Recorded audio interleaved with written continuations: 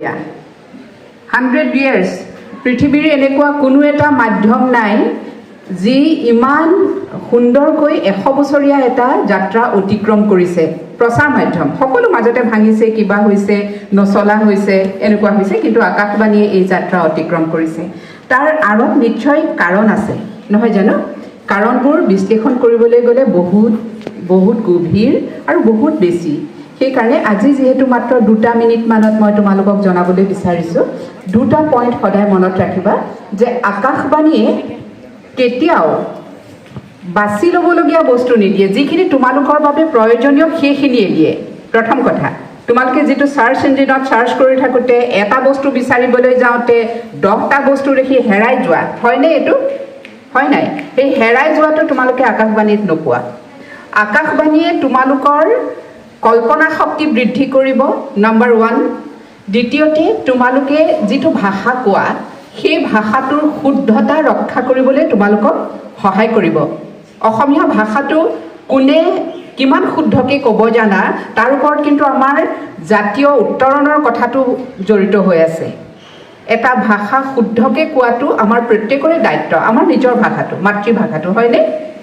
হয়নে নহয় আমি ইংৰাজী যদি খুব ভালকৈ উচ্চাৰণ কৰি ক'ব পৰা নাই সেইটো আমাৰ দুখনীয় ইমান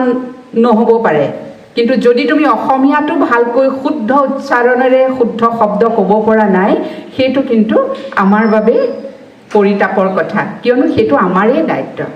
নহয় জানো আকাশবাণীয়ে তোমালোকক সেইখিনিত সহায় কৰিব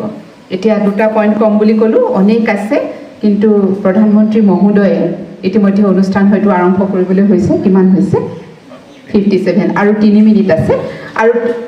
তৃতীয়তে তোমালোকক সহায় কৰিব কল্পনা প্ৰবণ এটা মন কল্পনা মানে জিতি কল্পনা নহয় দেই তোমালোকে এতিয়া এটা শব্দ শুনিলে তোমালোকে ভাবা যে মানে এটা বাক্য যদি শুনা বা এগৰাকী কথকে তোমালোকক কিবা কথা কৈ আছে তোমালোকে যদি শ্ৰৱণ কৰি থাকা তেতিয়া তোমালোকৰ মন মগজুত কিছুমান ছবিৰ সৃষ্টি হ'ব যে কি কৈছে তোমালোকে নিজা ধৰণে প্ৰত্যেককে নিজা ধৰণেৰে এটা ছবি এখন ছবি অংকন কৰিব পাৰিবা হয়নে নহয় কৈ থকাজন কেনেকুৱা কি কৈছে প্ৰত্যেকৰে নিজৰ সেই শক্তিটো কল্পনা শক্তি বা তোমালোকৰ বিচাৰ বিবেচনাৰ শক্তিটো বৃদ্ধি কৰাত এই কথাটোৱে যথেষ্ট অৰিহণা যোগাব এইটো মই কোৱা কথা নহয় এইটো বিজ্ঞানসন্মতভাৱে প্ৰমাণিত বিজ্ঞানসন্মত এটা কথা দেই সেইটো আৰু আটাইতকৈ লাভজনক কথাটো হ'ল তোমালোকে ৰেডিঅ'টোত লাগি থাকিব নালাগে ৰেডিঅ'টো প্লে কৰি দিয়া তোমালোকৰ কাৰণে দিনটোৰ প্ৰয়োজনীয় যিখিনি কথা তোমালোকৰ কাণত পৰিবহিয়ে তোমালোকে ৰৈ চাই থাকিবৰ প্ৰয়োজন নাই সুখৰ খবৰ তোমালোকে হাতত যেটো মোবাইল ফোন লৈ আছা সেই মোবাইল ফোনটোতে এতিয়া ৰেডিঅ' শুনিব পাৰা দেই এটা এপ আছে AIR ৰেডিঅ' সেইটো ডাউনলোড কৰি ল'বা AIR ৰেডিঅ' ডাউনলোড কৰি লোৱাৰ লগে লগে তোমালোকে তাত আকাশবাণী ডিব্ৰুগড়ে প্ৰথম আছে বাকিবোৰ যি অনুষ্ঠান শুনিব খোজা যিটো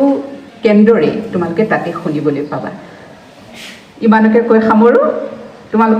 তোমালোকৰ উজ্জ্বল মুখবোৰ দেখি মোৰ সঁচাকৈ বৰ ভাল লাগিলে অধ্যক্ষ মহোদয়ক ধন্যবাদ জনাইছো এতিয়া ভাৰতবৰ্ষৰ জনসাধাৰণক প্ৰত্যক্ষভাৱে যোগাযোগ কৰিব পৰা হ'ল আৰু যিবিলাক অভিলাষী আঁচনি আছিলে চৰকাৰৰ সেই আঁচনিবিলাকৰ বিষয়ে জনাবৰ বাবে প্ৰধানমন্ত্ৰী নৰেন্দ্ৰ মোদীয়ে এই আঁচনিটো লৈছে আৰু এই আঁচনিটোৰ প্ৰাৰম্ভিক অৱস্থাত ইমান সফল হ'ব বুলি ধৰা হোৱা নাছিল যদিও এই আঁচনিটোৱে বৰ্তমান এনেকুৱা এটা পৰ্যায় পাইছেগৈ য'ত ছাত্ৰ ছাত্ৰীসকলৰ লগত বা যিখন যুৱ প্ৰজন্ম আছে তেওঁলোকৰ লগত প্ৰত্যক্ষভাৱে যোগাযোগৰ এটা মাধ্যম হৈছেগৈ বহু সময়ত এনেকুৱা হয় মন কী বাতত যিখিনি কথা কয় প্ৰধানমন্ত্ৰীয়ে সেইখিনি পৰৱৰ্তী সময়ত আঁচনিৰূপে ৰূপায়িত হয় মানে ৰেডিঅ' যিসকলে শুনে কনচেনট্ৰেশ্যন আহে ৰেডিঅ'টো শুনি পঢ়ি থাকিলে কনচেনট্ৰেশ্যনটো আহে সেইকাৰণে কাষত মানে ৰেডিঅ'টো সৰুকৈ শুনি ৰেডিঅ' শুনি পঢ়া অভ্যাসটো কৰিব পাৰিলে ভাল আমি ইউনিভাৰ্চিটি পঢ়োঁতে ৰেডিঅ'টো হাতত থাকেই কলেজত পঢ়োঁতে ৰেডিঅ'টো হাতত থাকেই টেবুলখনত তাৰমানে ৰেডিঅ' থাকিবই আৰু কিতাপ পঢ়িলেও ৰেডিঅ'টো থাকিবই